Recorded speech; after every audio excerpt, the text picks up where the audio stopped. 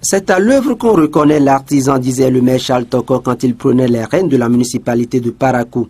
Quelques mois après, il met à exécution une de ses priorités, la délocalisation de l'autogare central de la ville. Contre vents et marées, les bulldozers de la mairie stationnent et Manu Militari, les baraques, hangars et autres sont démolis et c'est le sauve qui peut.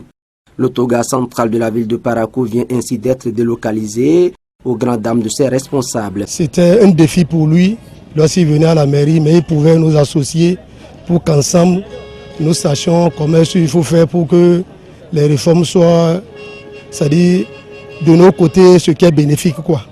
Donc c'est ça qu'il n'a pas fait, c'est aujourd'hui ce qui nous a causé ces désagréments que vous voyez dans le parc. De Rachidi Gbadamassi à Soulé Alagbe en passant par Karim Souradjou, chaque maire avait pour ambition de changer le visage de la devanture de l'hôtel de ville de Parakou à travers la délocalisation de cet autogare. Mais le salut de certains habitants de la ville est venu du maire Charles Toko. Le fait, n'est-ce pas, qu'en face de la mairie, qu'il y ait, n'est-ce pas, un parc avec autant d'activités, n'est-ce pas, c'était pas bien que ce parc continue d'exister là. C'est salutaire parce que grande a été notre surprise depuis l'avènement de la décentralisation.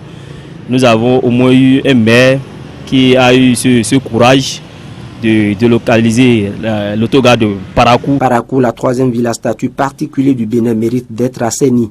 C'est pourquoi cette décision de l'autorité municipale reçoit l'assentiment de certaines associations de développement. Désormais, c'est ce site du Conseil national des chargeurs du Bénin CNCB transformé en parc qui accueille les anciens usagers de l'autogare central. Cet espace réunit les conducteurs de taxis interurbains tels que les petites voitures et les bus de transport en commun. Une cohabitation qui n'est pas sans conséquence pour les conducteurs de petites voitures. Nous avons les voisins qui sont à côté, qui sont les compagnies de bus avec lesquels nous sommes en train de faire un marché concurrentiel. Vous voyez ce que ça cause? Quand vous sortez au dehors, là, vous allez voir comment les jeunes garçons sont en train de tirer les sacs de voyage par-ci, par-là. Parce que chaque passager qui vient, si ce n'est pas le bus, c'est que j'ai déjà pris une réservation, je ne veux pas prendre le petit véhicule. Conscient que le parc du CNCB ne pouvait plus contenir tous les autogares de la ville, le maire Charles Toko a accédé aux doléances des responsables de l'UNACOB section Parakou. Ainsi, l'autogare de Tchaourou a retrouvé son autonomie et s'est installé à la sortie sud de la ville. Les usagers saluent cette décision mais énumèrent les difficultés auxquelles ils font face au quotidien. Il n'y a aucune chose qui nous dérangeait ici, sauf la propreté, douce, WC et l'électricité. Un parc qui n'a pas de la douce, ni water, ni de pompe. Comment on appelle cette parc-là? En tant que dans une grande ville. L'ancien site de l'autogare central est devenu un parc automobile des agents de la mairie de Parakou, un lieu de manifestation et meeting politique.